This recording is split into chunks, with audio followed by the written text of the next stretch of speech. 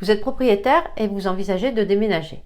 Vous avez probablement déjà choisi où vous souhaitez aller et quel type de bien vous souhaitez acquérir, mais vous êtes encore au tout début d'une grande série de questions. La première étant souvent, est-ce que je vends ma résidence principale actuelle ou est-ce que je la mets plutôt en location? Je vais tâcher dans cette vidéo de vous aider à répondre à cette question en vous proposant une approche en 3 étapes. Ces 3 étapes consistent à se poser 3 questions principales. La première, c'est qu'est-ce que je veux? La seconde, c'est qu'est-ce que j'ai? Et la troisième, la plus importante, c'est ce que je choisis. Donc, première question, ce que je veux. Donc, elle se décompose en deux sous-étapes. La première, c'est de répondre à ces questions quand, combien et pour combien de temps. En particulier, est-ce que mon changement est irréversible ou est-ce qu'il y a des chances que je revienne en arrière? Donc, en grosso modo, poser les paramètres de son projet. Une fois les paramètres posés, on va se poser la question de savoir comment idéalement je veux y répondre. Donc idéalement, quel apport par exemple je dois avoir pour souscrire un emprunt ou quelle mensualité je dois avoir si je mets mon bien en location. La seconde étape va être de se poser la question de ce que j'ai. Donc là, on va faire entrer en jeu des professionnels de l'immobilier qui vont être en mesure de vous dire combien vaut votre bien ou combien vous pouvez espérer tirer des loyers. Il est bon également de se poser la question de quelle tendance future le marché peut-il avoir. Donc si je dois revendre à terme, est-ce qu'il y a des chances que mon bien ait pris beaucoup de valeur? Est-ce que mon quartier va subir de grandes transformations qui risquent vraiment d'apporter une grosse valeur très significative à mon bien? Je ne peux que vous recommander de demander plusieurs estimations. Puisque comme je l'ai déjà abordé, les estimations faites par les professionnels immobiliers peuvent parfois se montrer discordantes. Pour la partie vente, donc là ce sera facile, tout ce que vous allez espérer c'est du cash, duquel vous soustrirez le montant qui vous reste à rembourser.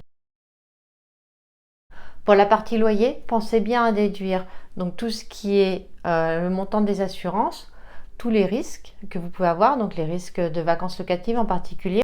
Vous avez également des risques d'impayés, donc pensez à intégrer soit des mois sans paiement, soit le coût d'une garantie loyer impayé. Et en fonction d'où vous déménagez et de la vie que vous souhaitez avoir, il faudra peut-être également prévoir des frais de gestion. Donc intégrer tout ça, plus la fiscalité, donc pour avoir un loyer net.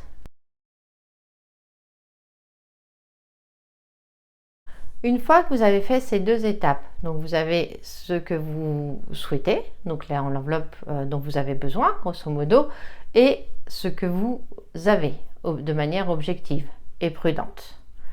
Donc il ne vous reste plus qu'à mettre les 2 en perspective afin de voir ce qui paraît réalisable. Donc cette étape peut parfois être courte puisque potentiellement vous allez vous rendre compte que l'une ou l'autre option n'est pas viable. Souvent la location. Les banques ont tendance à demander des apports significatifs et surtout un taux d'endettement relativement réduit. Donc si vous avez encore un emprunt sur votre bien, que vous le mettez en location et que vous réempruntez, vous risquez d'avoir des mensualités très importantes qui feront que la banque ne voudra pas vous prêter. Donc, la question qui se pose maintenant, c'est est-ce que mon projet 1 est viable dans l'absolu? Donc, est-ce qu'une des 2 options peut me permettre d'aller au bout? Sinon, il faut se reposer la question du projet dès le début. Deuxième hypothèse, seule l'une des 2 solutions est viable, donc souvent la mise en vente, et donc il n'y a plus de question vendre ou louer. Reste la troisième hypothèse, donc la location est une option, la vente en est une autre. C'est uniquement à ce moment-là que vous allez vraiment avoir un choix à faire. Donc soit les étapes d'avant vous ont fait dire que oui, les 2 options sont faisables, mais que de toute façon, l'une vous paraît nettement préférable à l'autre. Donc dans ce cas-là, plus de débat, c'est choisi, vous êtes arrivé au bout de la question. Soit vous vous dites, bah, les deux sont faisables et je suis bien embêtée parce que je ne sais toujours pas quoi faire. Donc à ce moment-là, il va falloir vous demander, enfin vous poser la question de votre pourquoi. Pourquoi vous doutez? Est-ce que c'est pour une raison financière? Est-ce que c'est pour une raison émotionnelle? Ou est-ce que c'est pour une raison pratique? Si c'est une raison financière, quelque part, la solution est plutôt simple une fois encore, puisque vous allez avoir vos deux options sur la table, donc connaître les revenus que vous pouvez espérer dans les deux cas. Si vous mettez en vente maintenant, vous allez avoir un capital, vous avez votre montant d'emprunt, éventuellement vous pourrez placer de l'argent à côté et donc faire des simulations de combien ce capital peut vous rapporter si vous ne l'investissez pas entièrement dans votre nouvelle résidence. Il reste quand même un paramètre important à prendre en compte, c'est que si vous vendez votre résidence principale, vous n'aurez pas à payer d'impôt sur les plus-values. En revanche, si vous mettez votre bien en location et qu'à terme vous le vendez, à ce moment-là, il faudra bien penser à prendre en compte les impôts sur les plus-values, donc 36% la première année et une décote progressive jusqu'à 30 ans de détention. Ceci amène la question également de savoir est-ce qu'il y a un risque pour que vous ayez à vendre votre bien dans les années qui viennent. Car il faut bien garder en tête qu'un bien loué se vend moins cher qu'un bien vide. La seconde raison qui peut vous faire douter, c'est la raison émotionnelle.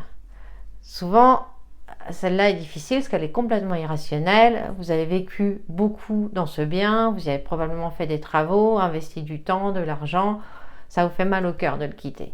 Dans ce cas-là, la question à se poser, c'est est-ce qu'il va être plus dur pour moi de le vendre maintenant et de trouver à la limite des acquéreurs qui me conviennent, ou de le mettre en location avec des gens successifs qui vont passer dans le bien et probablement des dégradations à venir, des familles que je n'aimerais pas forcément.